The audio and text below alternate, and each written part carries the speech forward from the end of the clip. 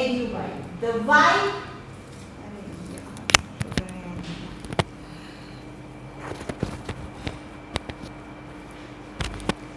Hello बच्चों, welcome back to EduVibe, the vibe of smart education. एक ऐसा platform जिसके थ्रू आपकी लर्निंग बनती है और मज़ेदार और इंटरेक्टिव। एक ऐसा प्लेटफॉर्म जिसके थ्रू आप ये सीख पाते हो कि सिर्फ पढ़ाई वो नहीं जो आप अपनी टेक्स्ट बुक्स में करते हो, बल्कि कुछ ऐसा जिसको आप अपनी रियल लाइफ में भी इम्प्लीमेंट कर सको। तो इसी मिशन के साथ बच्चों हम आप लोगों के लिए क्या लेकर आए हैं? हम आप लोगों के लिए आज लेकर आए हैं आपकी क्लास 8 NCERT सोशल साइंस की ज्योग्राफी की टेक्स्ट बुक का चैप्टर नंबर 2। तो बच्चों चैप्टर नंबर 1 हम लोग ऑलरेडी कवर अप कर चुके हैं, जिसका लिंक डिस्क्रिप्शन में है। जल्दी से जाओ, उसको देखो, और साथ ही साथ चैप्टर 2 के भी 3 पार्ट्स हम लोग कवर अप कर चुके हैं, क्योंकि हमेशा की तरह बच्चों हमने हर एक चैप्टर को पार्ट्स में डिवाइड करा है। और आज हम लोग स्टार्ट करेंगे part 4, conservation of land resource and soil, यानी कि हम अपनी लैंड को कैसे कंजर्व कर सकते हैं, कैसे बचा सकते हैं, वो हम इस पार्ट में सीखेंगे, जो कि पार्ट है किस चैप्टर का? आपके land, soil, water, natural vegetation and wild life resources का।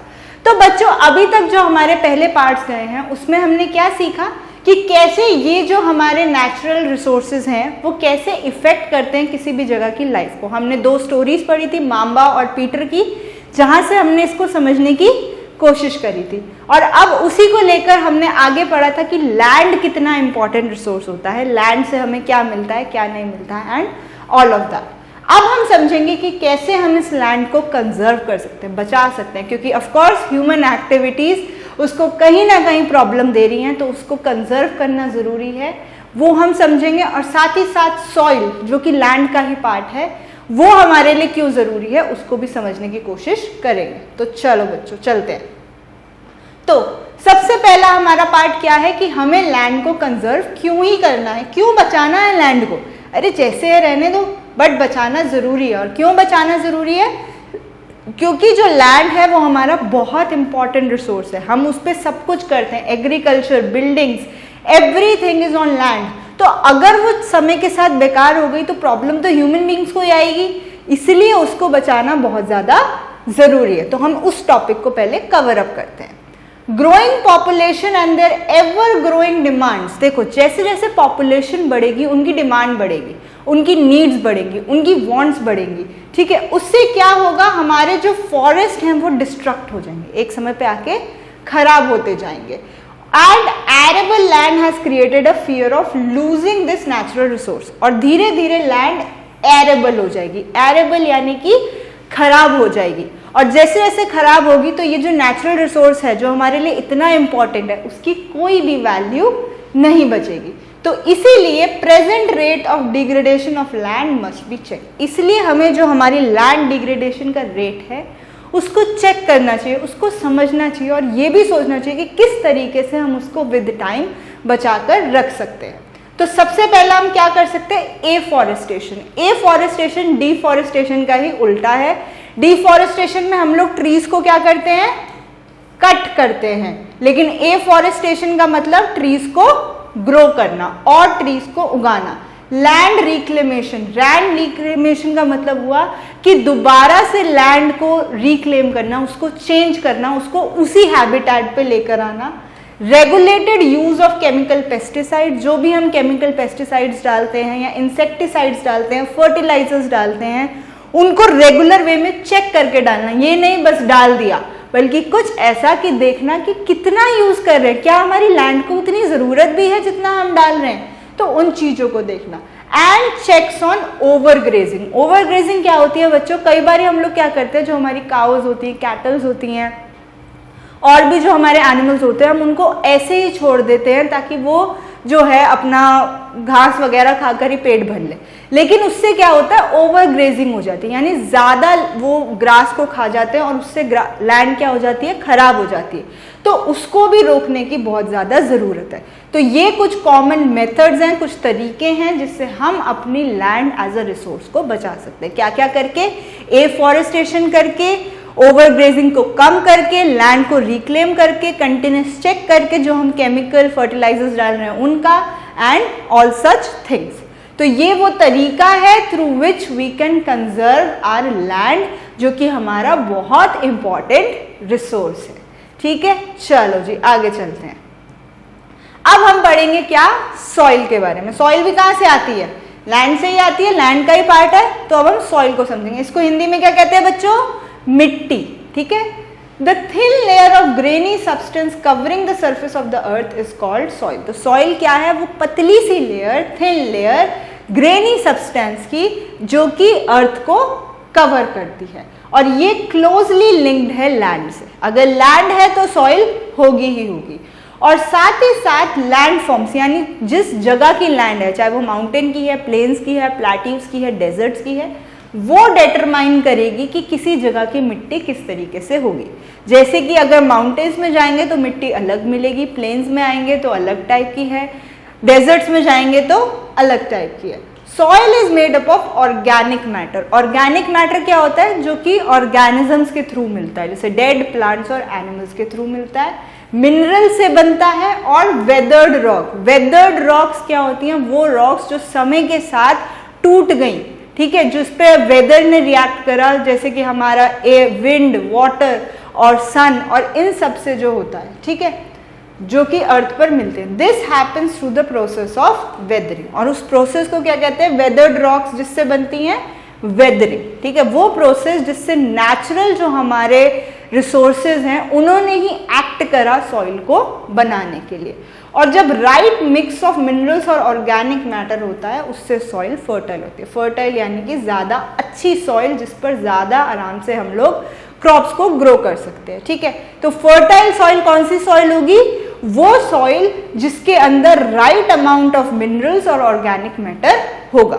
ठीक है, तो ये है आपकी सॉइल। सॉइल क्या है, वो थिन लेयर जो कि अर्थ पर हमें मिलती है, जो कि कहीं ना कहीं लैंड से कनेक्टेड है। हर एक लैंडफॉर्म में डिफरेंट सॉइल होती है, और साथ ही साथ वेदरिंग के प्रोसेस से हमारी सॉइल बनती है। आगे बढ़े, चलो चलते हैं।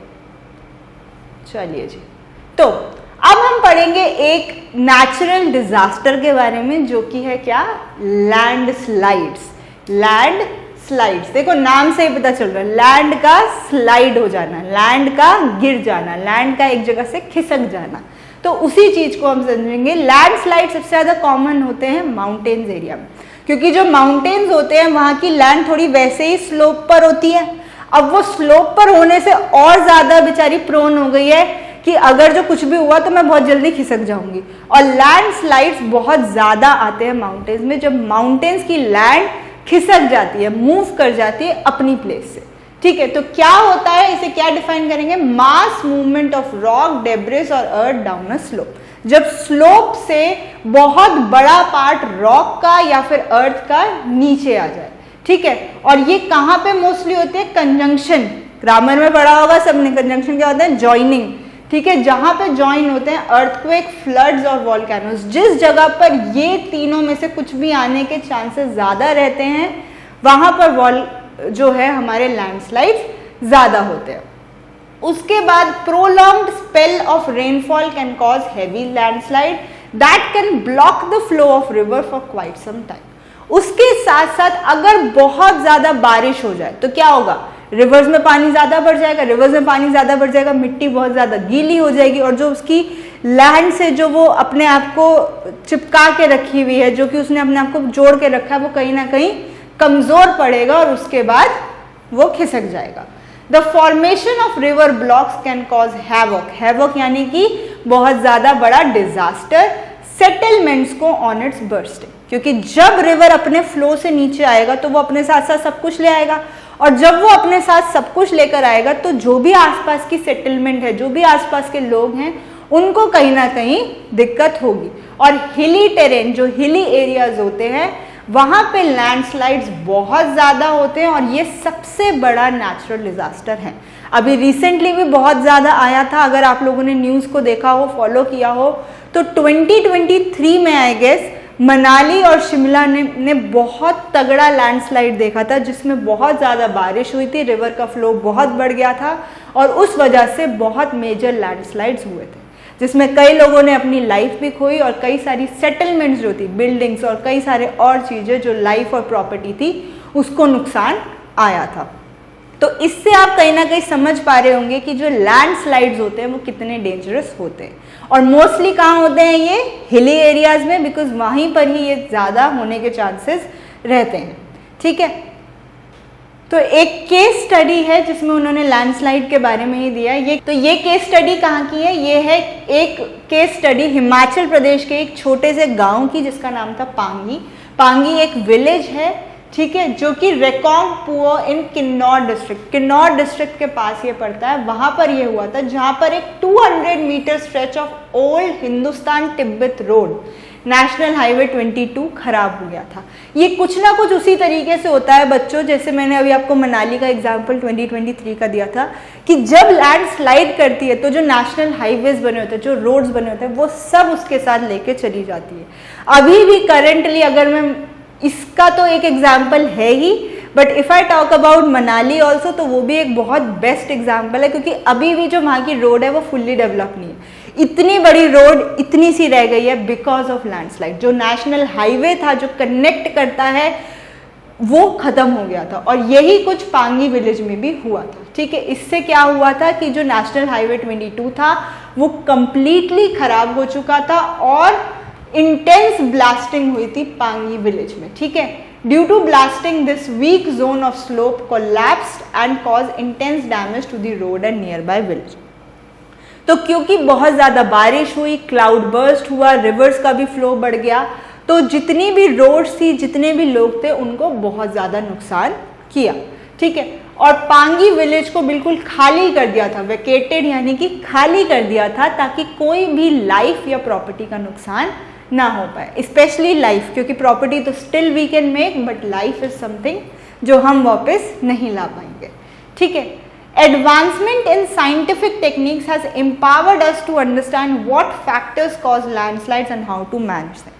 देखो, जब भी कोई प्रॉब्लम होती है तो उसका सॉल्यूशन तो आना ही आना है। तो इसमें भी हमने सॉल्यूशन को निकाला कि हमने टाइम के साथ ये समझने की कोशिश करी कि एक्चुअल में ऐसा क्या होता है जिसकी वजह से लैंडस्लाइड आता है, और क्या हम कर सकते हैं कि जिसकी वजह से लैंडस्लाइड ना आए। ठीक है, तो कुछ मिटिगेशन टेक्निक्स यानी कुछ बचाव के तरीके लिए गए, जो कि क्या थे? पहला था hazard mapping to locate areas prone to landslides. सबसे पहले तो उन एरियाज को कवर अप कर लो जहां पे लैंडस्लाइड आने के चांसेस होते हैं, पहले तो उनको ध्यान में रखो। ठीक है, और जब पता चल जाए तो वहां पे सेटलमेंट्स कम ही रखो, भाई वहां पे लोगों को ज्यादा बुलाओ ही मत। फिर होती है construction of retention wall. Retention wall होती है एक तरीके से एक बड़ी वॉल्स बना देना, ताकि जो है लैंड स्लिप ही ना हो पाए। अब ये माउंटेन एरियाज में बहुत हो रहा है कि एक वॉल खड़ी कर देते हैं जहाँ पे माउंटेन्स होते हैं, उससे क्या होता है कि वो उसको बचा के रखते हैं। जब भी मिट्टी नीचे आने की कोशिश करेगी या किसी वजह से भी लैंड स्लाइड करने की कोशिश करेगी, तो ये रिटेंशन वॉल उसको बैरियर की तरह स्टॉप करेगी। वेजिटेशन कवर को बढ़ा देना चाहिए, क्योंकि जितने ट्रीज होंगे उतने लैंडस्लाइड कम होंगे। और जो ड्रेनेज कंट्रोल है, यानी कि जिस तरीके से पानी निकलता है किसी भी जगह से, उसको हमें बचाना चाहिए, उसके तरीकों को और बढ़ा देना चाहिए ताकि ड्रेनेज सही तरीके से हो पाए। तो ये कुछ एक तरीके से आपके 4 वेज हैं जो आप यूज कर सकते हो फॉर लैंडस्लाइड अवॉइडेंस। देखो, होना ना होना तो डिपेंड करता है, but as human who have the power of thinking, हम लोग ये कुछ स्टेप्स ले सकते हैं बच्चों की चीजें खराब ना हो।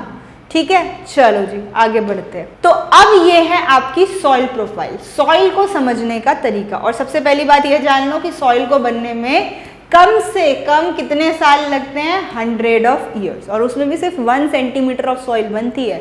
तो अगेन ये वो नेचुरल रिसोर्स है जिसको क्या करना जरूरी है? कंजर्व करना जरूरी है, क्योंकि एक समय पे अगर इसको कंजर्व नहीं करा तो वी विल लूज इट। तो अब ये है सॉइल प्रोफाइल। सबसे नीचे आती है आपकी पेरेंट रॉक, जो कि होती है बिल्कुल ही पत्थर। ठीक है, फिर आती है वेदर्ड रॉक, छोटे छोटे पत्थर। फिर आती है सबसॉइल, जिसमें होता है सैंड, सिल्ट और क्ले।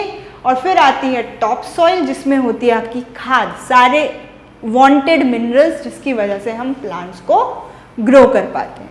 तो क्या है, parent rock, weathered rock, subsoil, top soil. Parent rock, weathered rock, subsoil और टॉप सॉइल। तो ये आपको याद रखनी पड़ेगी। ये सॉइल प्रोफाइल है, कई बार आ भी जाता है क्वेश्चंस में कि सॉइल प्रोफाइल क्या है, तो या तो डायग्राम बना दो या फिर एक्सप्लेन कर दो कि हर एक लेयर्स कौन सी होती है।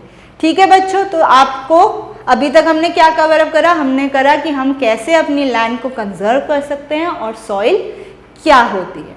तो with that we come to the end of this part, जिसमें हमने क्या सीखा, कंजर्वेशन ऑफ लैंड और सॉइल के बारे में। और अब मैं आपसे मिलूंगी कब, नेक्स्ट पार्ट में। तो तब तक के लिए स्टे ट्यून और चैनल को सब्सक्राइब कर दो ताकि आने वाली कोई भी वीडियोस मिस आउट ना हो जाए। थैंक यू बच्चों, बाय बाय।